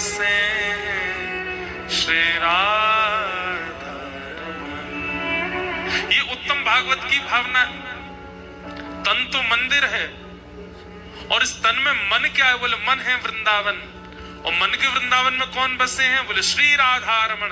जिस दिन इस बात को केवल बोलेंगे नहीं, सोचेंगे नहीं, विश्वास कर लेंगे, इस तन से ऐसी कोई क्रिया हो ही नहीं सकती जिससे पाप लगे। हम इस तन से पाप करते तब हैं जब इसको अपना मानते हैं और इस पर अपना अधिकार रखते हैं। परंतु ये तन ठाकुर जी का है और इसमें आवास ठाकुर जी का है, ये भावना करके जब इस तन से क्रियाएं की जाती हैं, कोई पाप नहीं होता। हाँ, तो महाभागवत का दूसरा लक्षण क्या है? न काम कर्म बीजाना। हम आपसे फिर कह रहे हैं, ये कथा दोबारा नहीं होगी, सुन लीजिए। और ये कथा और कहीं होगी भी नहीं, बद्रीनाथ में ही हो सकती है। न काम कर्म बीजाना यस्य चेतसि संभव। अपने चित्त में कोई कामना नहीं है, अपनी कोई इच्छा नहीं है। प्रहलाद जी महाराज को हिरण्यकश्यप कहते हैं, जाओ इसको पर्वत से फेंक दो। तो प्रहलाद जी महाराज की इसमें सफाई नहीं देते। प्रहलाद जी की, पिताजी मेरे साथ ऐसा क्यों कर रहे हो, मैंने क्या अपराध किया, क्या गलत किया? नहीं, पिता ने कह दिया पर्वत से फेंकना है, तो प्रहलाद जी पहले तैयार हो गए, ले चलिए पर्वत पे फेंक दीजिए मुझे। होलिका दहन के लिए चिता पे बैठाना, पहले ही बैठ गए प्रहलाद जी। बस इतना बोले, पिताजी मैं तो ठीक है, मुझे बैठा दीजिए, पर बुआ को मत बैठाओ आप। क्यों? मैं तो बच जाऊंगा, ये नहीं बचेंगे। प्रहलाद जी की अपनी कोई इच्छा नहीं है, वो सब ठाकुर जी पर अर्पित करके रहते हैं। ये महाभागवत का लक्षण। मीराबाई अपनी इच्छा से नहीं। मैं भी मीरा चरित्र कह रहा था चंडीगढ़ में, तो वहां पर भी मैंने एक भाव प्रस्तुत किया कि मीराबाई ने मेवाड़ का त्याग तब तक नहीं किया जब तक गोस्वामी तुलसीदास जी की आज्ञा नहीं हो गई। गोस्वामी जी ने जब आज्ञा की, तजियता ही कोटि वैर सम यद्यपि परम स्नेही जाके ही न राम वैदेही, तब उन्होंने राम जी की ही आज्ञा मानी कि राम जी आज्ञा कर रहे हैं, छोड़ के चली गई। अपनी इच्छा से कुछ नहीं किया। अपनी स्वेच्छा अगर मीराबाई ने कभी प्रकट की तो वो करी कब? अपने अंतिम दिन, जो मीराबाई का अंतिम दिन था पृथ्वी पर, बस उस दिन मीराबाई ने अपनी इच्छा प्रकट की। प्रीतम ज्यों जानू सुध लीजो, मीरा के प्रभु गिरधर नागर मिल बिछुरण मत दीजो। बस ये इच्छा प्रकट करती है मीराबाई कि अब नाथ मिल गए हो, अब मुझसे बिछड़ो मत। बस इसके अलावा कोई इच्छा मीराबाई ने भी कभी प्रकट नहीं की। महाभागवत है ही वो जो इच्छाओं में रहता ही ना हो। तो महाभागवत का दूसरा लक्षण क्या है? कि वो कोई इच्छा नहीं प्रकट करता। तीसरा लक्षण क्या है? वो शरीर को भगवान का ही घर मानता है। इस शरीर में ठाकुर जी विराजमान हैं, तो इस शरीर से वही क्रिया हो जो मंदिर की होती है, और कोई क्रिया इस शरीर से नहीं। महाभागवत का चौथा लक्षण क्या है? न यस्य। ये हम किसके लक्षण बता रहे हैं? महाभागवत। महाभागवत कौन है? कौन है? उद्धव जी। द्वादश महाभागवतम 12 हैं, 12 में से एक उद्धव जी। उनका लक्षण क्या है? न यस्य जन्म कर्माभ्याम न वर्णाश्रम जातिभिः सज्जतेऽस्मिन् अहं भावो देहे वै सहरे प्रिय। बहुत सुंदर। नयस्य जन्म कर्माभ्याम न वर्णाश्रम जातिभिः। ना तो वे कभी अपने जन्म की शिकायत या फिर जन्म का अभिमान करते हैं। छोटे कुल में जन्मे तो इस बात का उनको कोई कष्ट नहीं होता, उच्च कुल में जन्मे तो इसका अभिमान नहीं होता। न वर्णाश्रम जाति भी, ना वो किसी वर्ण को मानते हैं ना किसी जाति को मानते हैं। वो एक रस रहते हैं। सर्वम खलु इदम ब्रह्म, सब में ठाकुर जी है। हरिराम व्यास, हरिराम व्यास जी नाम सुना है? जुगल किशोर को लाड़ लड़ायो नवल कुंज ही अमान, कुंजन कुंजन की रज धारे, हरि व्यास युगल यश गाए। वृंदावन प्यारो वृंदा, श्री वृंदावन। वही हरिराम व्यास, उन हरिराम व्यास जी के चरित्र में आता है, बहुत सुंदर पद है कि सब छोड़ करके ओरछा से वृंदावन आ गए, तो उनके परिवार के लोग उनको ढूंढते ढूंढते आए वृंदावन। और जैसे वृंदावन आए तो हरिराम व्यास जी तो घबरा गए, बोले मुझे घर वर नहीं जाना, अब मैं तो यहीं रहूंगा। लेकिन परिवार के लोग माने नहीं, तो हरिराम व्यास जी बोले परिवार कब तक आपको हमारे पीछे पड़ रहा है, जब तक इनको ये लग रहा है कि मैं इनके लायक हूं। जैसे इनको ये पता चलेगा कि मैं इनके किसी काम का नहीं हूं, ये अपने आप छोड़ के चले जाएंगे मुझे। उसके लिए क्या करना पड़ेगा, तो पागलों की सी हरकत करने लगे हरिराम व्यास जी। और कैसे रहने लगे वृंदावन में, मुख पर कालीत पोत के काजल लगा लिया पूरे मुंह पे, यहाँ पे मोर पंख फंसा लिया कान के ऊपर, और महाराज डोल रहे हैं। ऐसे ही डोलते डोलते घर वाले लोग इधर उधर पूछे हरिराम व्यास कहाँ हैं, हमारे परिवार के वो बड़े हैं, वो कहाँ हैं कहाँ हैं। किसी ने कहा तो वो घूम रहे हरिराम व्यास जी। जैसे देखा तो ये तो काजल लगाए घूम रहे मुंह पे, अजीब सी स्थिति। घर वाले बोले ये कैसे कालीत लगाए घूम रहे हैं। तो किसी ने जाके कहा कि व्यास जी मुंह पे काजल लगाए क्या घूम रहे हो। तो हरिराम व्यास जी बोले जिसको व्रज छोड़ने की स्थिति आ जाए उसको तो मुंह काला ही कर लेना चाहिए। हम यहाँ व्रज रहने के लिए आए, पर ये हमारे परिवार वाले पीछा नहीं छोड़ रहे हैं, हमको वापस ले जा करके मानेंगे। तो अगर वृंदावन से जाने की स्थिति बन जाए तो मुंह तो काला कर लेना ही चाहिए। ये सबसे बड़ी अपमान की बात है हमारे देह के लिए कि वृंदावन प्राप्त होकर के भी छोड़ना पड़ रहा है। घर वाले लोग बोले भैया ये तो बड़ी पागलों की सी स्थिति करते हैं। चले गए। कुछ दिन बाद फिर लौट गया तो किसी ने बताया, बोले व्यास जी आपके घर वाले फिर आ गए। तो हरिराम व्यास जी फिर एक हरकत करने लगे। क्या करें, आंखों के आगे दिखने वाले हर पेड़ को अपने हृदय से चाचा जी कैसे हो, दूसरे पेड़ को हृदय, अरे मेरे ताऊ जी तुमने तो सर्वस्व दिया, अरे तुम तो मेरी बहन हो। मतलब वृंदावन के रूख हमारे माता पिता गुरु बंधु। बोले मेरे असली परिवार तो यही है। परिवार के किसी ने कहा कैसे हो गए असली परिवार। बोले क्यों, धूप पड़ती है तुम छाया नहीं दे सकते, लेंटर लगवाना पड़ता पैसा खर्च करके, पर धूप पड़ती है छाया देते हैं। ये मेरे ताऊ जी हैं। ऐसे बड़े बुजुर्ग घर में होने चाहिए जो ऊपर छाया दें। ये मेरी बहन है। बोले क्यों, भूख लगती है मुझे भोजन देती है, फल देती है। वृंदावन के रूख हमारे माता पिता गुरु बंधु। इस प्रकार पूरे वृंदावन घूमने लगे। अब तो महाराज घर वाले लोगों को लगा, बोले ये तो पूर्ण रूपेण पागल हो गए, थोड़े बहुत भी नहीं, हमारे किसी काम के नहीं है।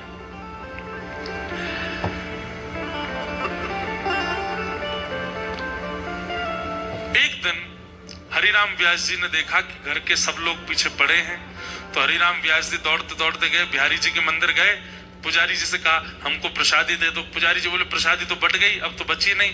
तो वहीं पर एक झाड़ू लगाने वाली महतरानी बैठी थी, पूरे नालियों को साफ करके आई थी, उसको प्रसादी मिली थी, वो बैठ के खा रही थी। हरिराम व्यास जी उसके सामने हाथ पसार के बोले थोड़ी सी हमको दो इसमें से। तो महतरानी बोली व्यास जी थोड़ा दूर बैठिए, हमसे लोग छुपते तक नहीं है और आप हमारी थाली में से प्रसाद मांग रहे हो। अरे आप हरिराम व्यास हैं, पूरे भारत के विद्वानों पर दिग्विजय प्राप्त कर चुके हैं, आप मुझसे कैसे मांग सकते हैं, मेरे हाथ का छिवा आप कैसे खा सकते हैं। हरिराम व्यास जी बोले देख मैं व्यास तू महतरानी, लेकिन चाहे तेरे हाथ में जाए चाहे मेरे हाथ में जाए, प्रसाद अपनी जाति नहीं बदलता, प्रसाद प्रसाद ही रहता है। प्रसाद बिहारी जी का ही रहेगा, प्रसाद पकौड़ी ही रहेगा, प्रसाद कड़ी ही रहेगा। तो मैं और तू ठाकुर जी के प्रसाद को लेके जाति में क्यों विभाजित हो जाते। चल जल्दी दे दे। ये बात सुन के महतरानी ने अपने हाथ की प्रसादी दे दी, और जैसे प्रसादी खाई महाराज व्यास मिठाई विप्र की तामे लागे आग, वृंदावन की स्वपच की झूठन खाइए माग। बोले भैया कोई बहुत बड़ो विप्र अगर आपको मिठाई खवा रहे हो तो वहां में आग लगाए दो, लेकिन वृंदावन का एक स्वपच व्यक्ति भी अगर अपनी झूठन दे रहा हो तो उसको खाने में भी कोई लज्जा मत करो। आहा, एक पद और है, मुझे मिल नहीं रहा है। वृंदावन के हरिराम व्यास जी कहते हैं कि बड़ी बड़ी पोथियां, हुआ क्या कि जैसे ही मेहतरानी के हाथ से पकौड़ी खाई इन्होंने तो घर परिवार के लोग बोले काजल लगा के घूम रहे थे तब हमको इतना कष्ट नहीं हुआ, ये वृक्षों से गले मिलते घूम रहे थे तब हमको इतना। पर ये बताओ, झाड़ू लगाए हाथ में बैठी है, नाली साफ करके आई है, उसके हाथ से जो है पकौड़ी खा गए।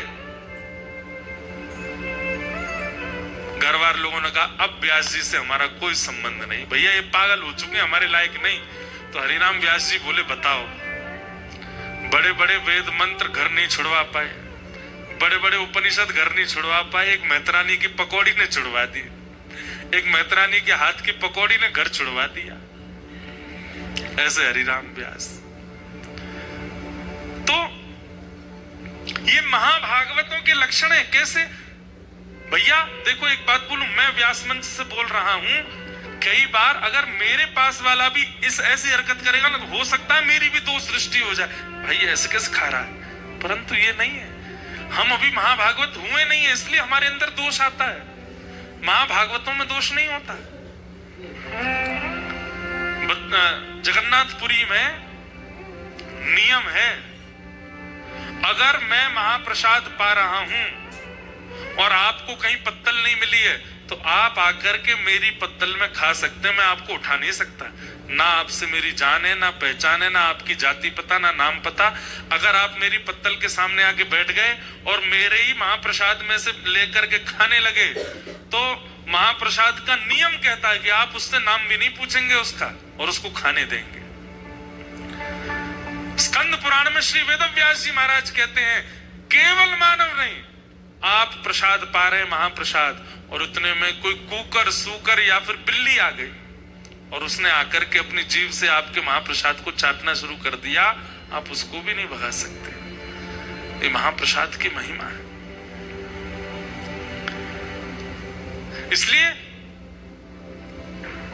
श्री जगन्नाथपुरी में ये स्थिति लागू है आज भी। हम तो वहां कभी एक पत्तल में अकेले बैठ के पाते नहीं, हम तो सब अपने ब्राह्मण देवता सब लोग बैठते हैं, आसपास बैठ जाएंगे। कभी इसके में से दाल उठा के पा ली, इसके में से चावल पा लिए, वो कुछ ज्यादा पड़ जाता है, पेट भर गया, खब नहीं रहा तो एक को बैठा, भाई तुम बैठो तुम पाओ।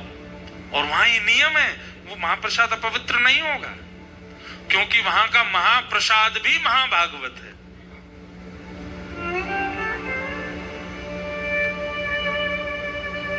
भाई मानव हो तो जातियों में रहना पड़ेगा, लेकिन महाभागवत हो गए हो तो अपने आप सब निकल जाएगा चित्त से। पर बिना महाभागवत हुए भी अगर जाति आदियों के ये सब नियम नहीं मान्य तो फिर उसमें भी दोष लगेगा।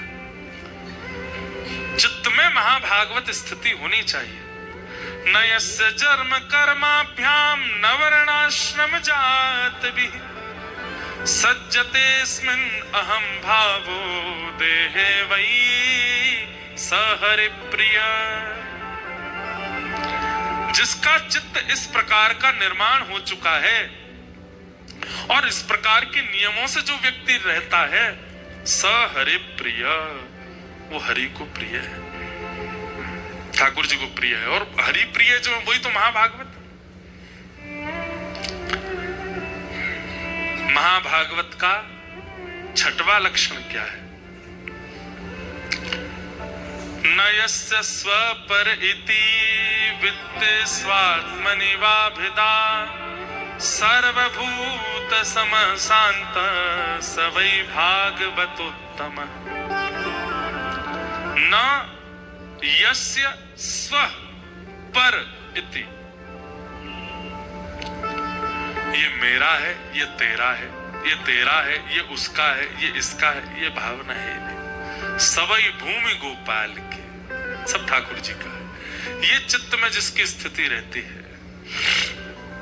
वो महाभागवत है। सबई भूमि गोपाल की, सब ठाकुर जी का है। मैं भी ठाकुर जी का हूं, आप भी ठाकुर जी के हो। ये सब स्थितियां ठाकुर जी की हैं। न मेरा न तेरा न स्व पर इति, इस भाव में जो रहता है वो भगवान को अति प्रिय है। हाँ, कई लोग ऐसा होता है कि इस भाव को चित्त में धारण करके लड़ने और पहुंच जाते हैं। सब भगवान का है, तुम कैसे अधिकार जमा सकते हो? सारी भूमि भगवान की है, पर्वत भगवान के हैं, नदियां भगवान की है, कथा भगवान की है, तुम कैसे अधिकार? ये भी महाभागवत का लक्षण नहीं है। मैंने कहा ना, वो अपनी प्रकट स्थिति में उस भाव को प्रकट नहीं करेगा, पर चित्त से ऐसा ही है जो मैंने बताया।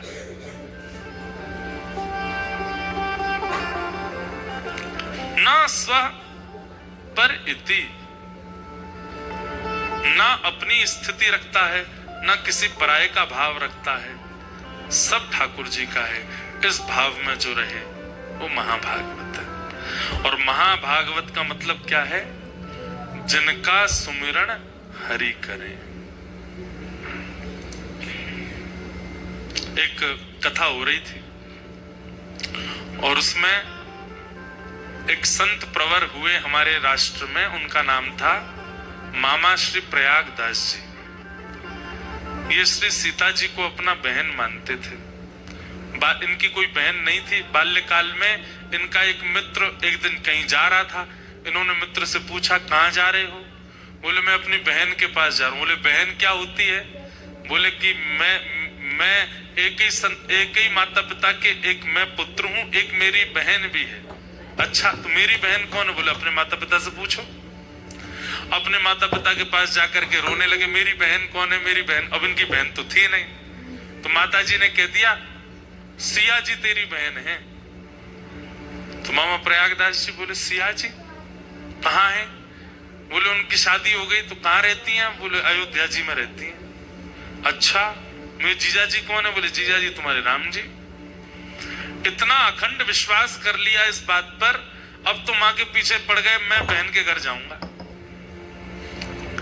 तो बोले, चला जा अयोध्या। बोले, बहन के घर खाली हाथ नहीं जाते, खीर बना के दो। मैया से खीर बनवा के ले गए और अयोध्या में जाकर के सबसे ये नहीं पूछे सिया जी कहाँ हैं? बोले, मेरी बहन कहाँ है? अब सब लोग बोले, तुम्हारी बहन हमको क्या पता कहाँ है? कोई नाम पता है? बोले, नाम पता तो नहीं, बस बहन का नाम, जीजा जी का नाम पता। बोले, क्या नाम है? बोले, बहन है सीता जी, जीजा जी है राम जी।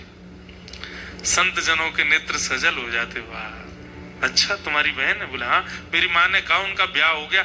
मेरे को याद ही नहीं वो कैसी दिखती हैं, मैं देखने आया हूं उनको।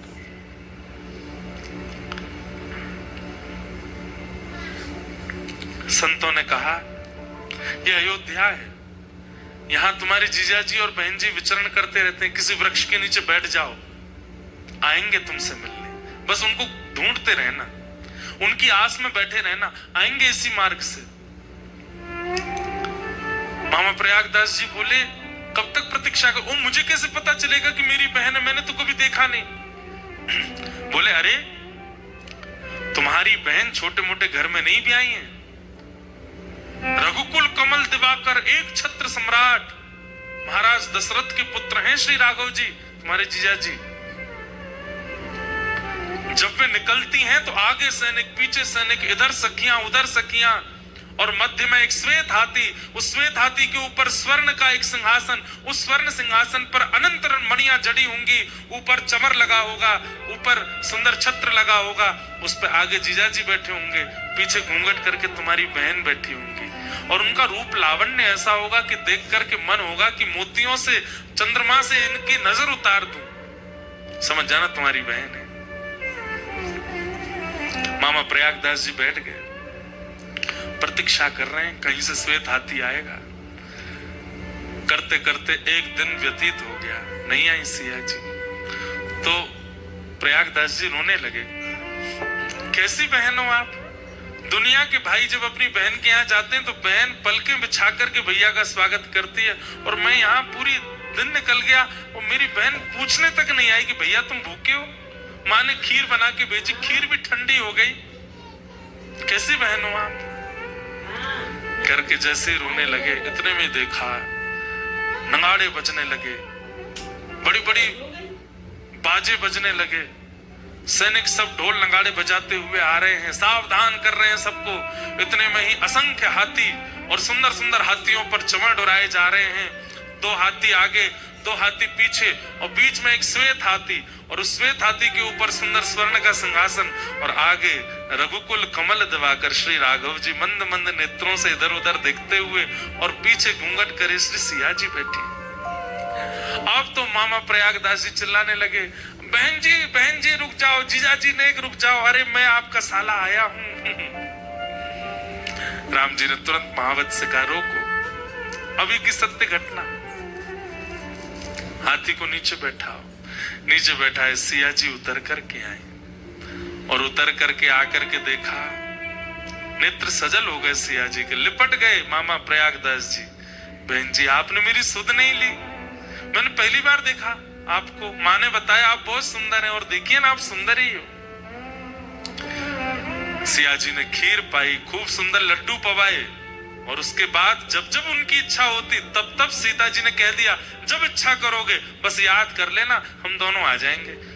जब जब उन्होंने इच्छा प्रकट की तब तब आकर के राम जी ने उनको दर्शन दिया। तो एक बार की बात, कथा सुन रहे थे, तो कथा में व्यास जी ने वन गमन का प्रसंग सुना दिया। उन्होंने वो पहली बार ही सुना था, और वन गमन में उन्होंने जब बताया कि कैकेयी महारानी ने जाकर के दशरथ जी से 2 वरदान मांगे, और एक वरदान में कहा कि भरत को राज्य गद्दी, दूसरे में कहा राम को वनवास। ये सुनते ही प्रयागदास जी रोने लगे, नहीं मेरे जीजा जी वन में नहीं जाएंगे। लेकिन व्यास जी तो सुनाते जाए, चुपचाप बेचारे सुनते गए। और जैसे ही प्रसंग आया कि सीता जी के पास गए और सिया जी से जाके कहा कि तुम यहीं रह करके पूरे कुल की रक्षा करना, सेवा करना, और सीता जी कहने लगी नहीं नहीं मैं तो आपके संग चलूंगी। सीता जी कहने लगी मैं आपके संग चलूंगी। तो प्रयागदास जी तो इतने फूट फूट के रोए, और जैसे ही सुना कि रथ में आरूढ़ होकर के राम जी और सिया जी अयोध्या छोड़ के वन चले गए, मूर्छित हो गए वहीं पे।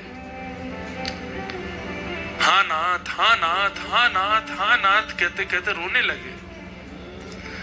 लोग बाग सब में हड़कंप मच गया, सब श्रोताजन उठ गए, अरे व्यास जी कोई बेहोश हो गया, बोले पानी डालो।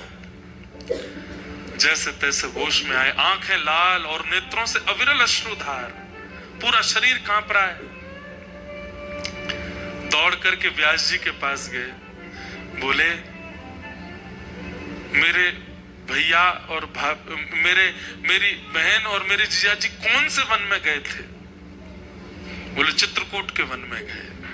उसी समय दौड़ करके अपने घर गए, और घर जाकर के सुनिएगा, घर जाकर के खटिया ली, खटिया के साथ रजाई ली। बोले जंगल में सोते होंगे, उनको ओढ़ने को नहीं मिलता होगा, लेटने के लिए खटिया नहीं मिलती होगी।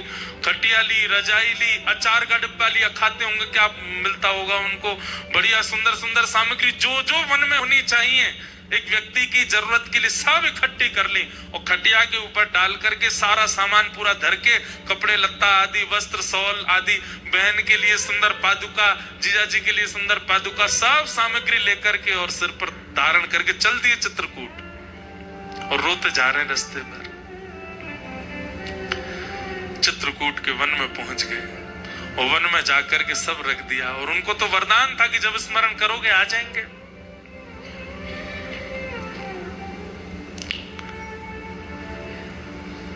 स्मरण किया, कहां है बहन जी, कहां हो? हे सीता बहिना कहां हो? हे राघव जीजा जी कहां हो? हे हमारे पहुना आप कहां हो? ऐसे चीख चीख के पुकारने लगे। इतने में ही सीता जी बोली, अरे देखो प्रयागदास जी ने कहीं से हमारा वनवास सुन लिया है, अभी जाके वन में ढूंढ रहे हैं। सीता जी इतने में प्रकट हो गई, राम जी प्रकट हो गए, तुरंत चरणों में लिपट गए, बोले कि अरे आप तो कृपा करो, आप वन में क्या कर रहे हैं, आप वन में क्यों घूम रहे हैं? सिया जी बोली नहीं नहीं नहीं, वो 14 वर्ष का वनवास हुआ था, पर 14 मिनट ही हम लोग वन में रहे, उसके बाद दशरथ जी हमको वापस ले आए, और फिर जनक जी भी ले आए और सब ला करके हमको राजमहल में बिठा दिया। अब वनवास नहीं है, वो तो हो गया पूरा। 14 मिनट के लिए गए थे भैया, कर करा के आ गए वापस। आप चिंता मत करो बिल्कुल भी। प्रयागदास जी बोले मैं तो आपके लिए खटिया लेके आया, रजाई लेके आया, सब सामान लेकर के आया कि आप कहीं वन में होंगे आपको कष्ट नहीं हो। वो नहीं, हमारा तो वनवास पूरा हो गया, अब आप प्रेम से खटिया लाए हो, इस पर पड़ जाओ, प्रेम से आनंद करो, कोई चिंता की बात नहीं है, हम राजभवन में सुख ले रही हैं। बस ये सुनते ही प्रयागदास जी नाचने लगे, बोले मेरी बहन सुख में है ना, कोई कष्ट तो नहीं। राम जी को बोले बिल्कुल कष्ट नहीं देना इनको। राम जी बोले बिल्कुल नहीं देंगे, चिंता मत करो। महाराज एक पेड़ के नीचे खटिया बिछा ली। उसी दिन जब ये सुन लिया कि सिया जी सुखी हैं, उस दिन के बाद अपनी अंतिम श्वास तक प्रयागदास जी ने भजन ही नहीं किया, पड़े रहते बस। कोई आगे कहता भजन कर लो, बोले क्या करना, हमारी बहन सुखी है, अब क्यों भजन करना। बहन को कष्ट होता, किसी प्रकार की कोई पीड़ा होती तो उसके लिए भजन करते। हमारी बहन तो आगे बता के गई बहुत प्रसन्न है, वो तो कनक भवन में विराजती है, आनंद से रहती है। पेड़ के नीचे खाट बिछी है, खाट के नीचे सरवा, प्रयागदास अलमस्ता सोवे, राम लला को सरवा। हम तो अलमस्त आनंद ले रहे हैं, यहाँ पे सुख ले रहे हैं, हमको कुछ करने की आवश्यकता नहीं। ये महाभागवत है। हम यहाँ आपको कितना व्रज से ठाकुर जी छोड़ के चले गए, कितनी कथा सुना देते, कुछ होता है? कुछ नहीं होता। यशोदा मैया व्याकुल हो गई, लाला मत जावे, हमें छोड़ के मत जावे। हम लोग सुन के रो जाएंगे, इससे ज्यादा कुछ नहीं होगा। पर प्रयागदास जी तो व्याकुल हो गए। ये स्थिति किसकी हो सकती है? ये महाभागवत की हो सकती है। और महाभागवत कौन? जो हरि को स्मरण करे, नहीं जिसका सुमिरण हरि करे, वो महाभागवत। और उनकी स्थिति क्या बताई गई यहाँ पर? नयस्य स्व पर इति, जो अपने पराये का भेद नहीं रखता, सब ठाकुर जी का है, सब स्थिति ठाकुर जी की है, सब भाव ठाकुर जी के हैं, सब कथा ठाकुर जी की है। ऐसे महाभागवत हैं कौन? श्री उद्धव जी महाराज। वो उद्धव यहाँ पर विराजमान है।